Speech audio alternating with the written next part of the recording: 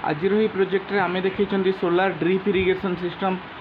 सौर शक्तिर व्यवहार करी बुंदा जलसेचन पद्धति को आम देखी। तो यही प्रोजेक्ट को आम देखा कौन आम ना प्रथम गोटे सनबोर्ड कि प्लाईबेस से आम कौन करवा रोड किसी देखा ग्रीनरी करवा आउ कि गछ को एमती सजेदेवा। तो प्रथम जावा आम चाष जमी बोली देखा चाष जमी आम देखा ये किसी चाष जमी अच्छी यहाँ साधारण चाषी घर कि साधारण लोकंर घर आम देखा छात उपर रूफटॉप रे आम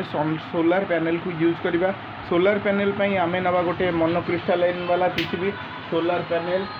पैनल ऊपर आम कौन करवा ए गोटे एलईडी लगेगा ग्रीन एलईडी आम देखिए जिते टॉर्च लाइट कि फ्लैश लाइट आउपर पड़ू कि सनलाइट पड़ू आम देखिए एनर्जी जेनेट हो माने सौर शक्तिर जी एनर्जी को आम कौन कर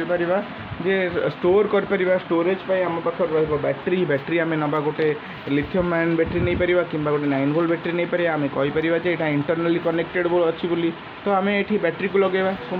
बैटेरी लगा तो तापर आम कौन करवा गोटे जगार ये ड्रिप इरिगेशन बा बुंदा जलसेचन पद्धति देखापी गोटे डब्बा नवा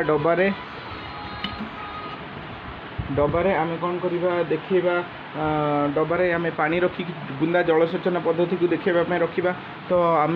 देखा सोलार यूज करी आम जो स्विच टी ऑन कर देखिपे पानी किपर बुंदा जलसेचन हो आउ थे पाखक आसी पहुँचुची ताने यही पद्धति आम जदि जलसेचन करवा फूल चाष बा पनीपरिया चाष अधिक होता है और गचर मूल पाखक पानी जाए जी रिक्वायरमेंट से दि जाए एक्सट्रा पानी आमर ओरिजिनल पोजिशन को आसीज यही जो सबू प्रक्रिया जी शक्ति दरकार जो बैटेरी चालित ऑपरेशन ताको आम कौन करवा सौर शक्ति नहीं पार से सोलार एनर्जी को देखी ये पद्धति गोटे चाषी लाभवान होगा सहित आम रिन्यूएबल एनर्जी सोर्सेस नवीकरण योग्य उत्सर व्यवहार को देखा कौन भी खर्च लगी न थाए एवं जोटा चाषीर नित्यांत आवश्यक जिनस जो इरिगेशन सिस्टम ताकू आम तार प्रोब्लेम को सॉल्व करि पारि थांती।